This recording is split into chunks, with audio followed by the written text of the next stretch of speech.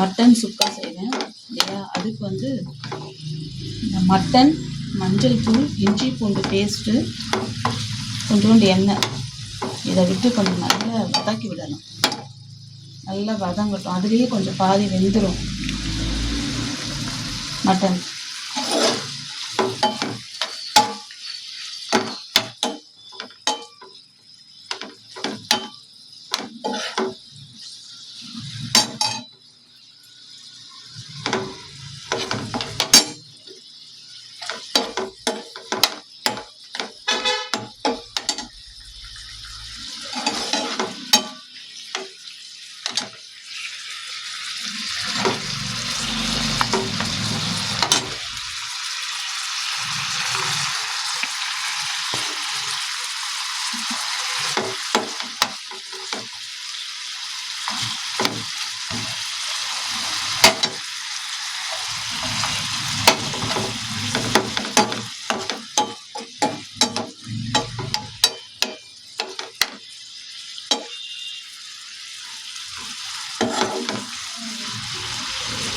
இன்னும் கொஞ்சம் நேரம் வதக்குறேன்.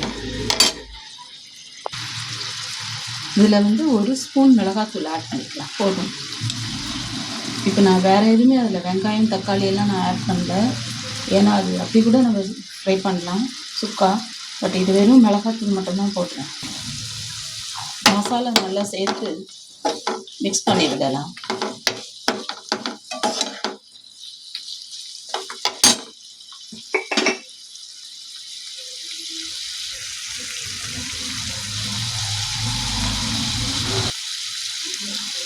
இப்போ லேசாக கொஞ்சம் சால்ட் போட்டுக்கலாம்.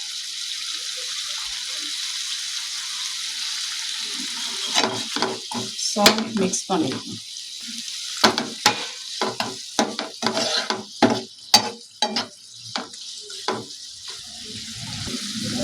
இன்னும் கொஞ்சம் நேரம் நல்லா மிக்ஸ் பண்ணலாம்.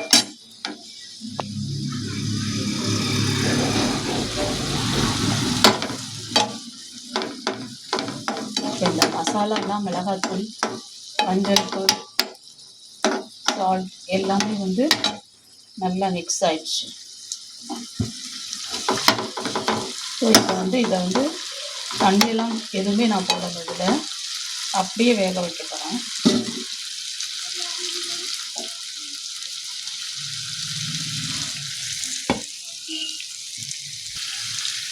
இப்போ கொஞ்ச நேரம் இதை வந்து ஒரு 10 to 15 minutes போகும். க்ளோஸ் பண்ணி வச்சிடலாம், மூடி வச்சிடலாம்.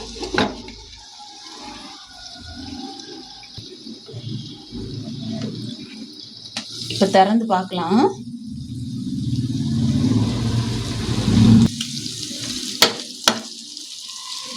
மட்டன் நல்லா ஃப்ரை ஆயிடுச்சு. இது வெறும் சுக்கா, அதாவது ஒன்றுமே இல்லை, மிளகாத்தூள், மஞ்சள் தூள், இஞ்சி பூண்டு பேஸ்ட்டு, சால்ட், கொஞ்சம் எண்ணெய், அவ்வளோதான். இது வந்து இந்த சைட் டிஷ் நல்லா இருக்கும். சாதம் இது ரசத்துக்குலாம் நல்லா இருக்கும்.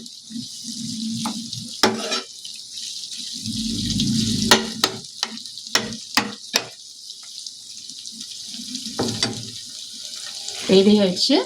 இப்போ சாப்பிட வேண்டியது தான். அஸ்ஸலாமு அலைக்கும்.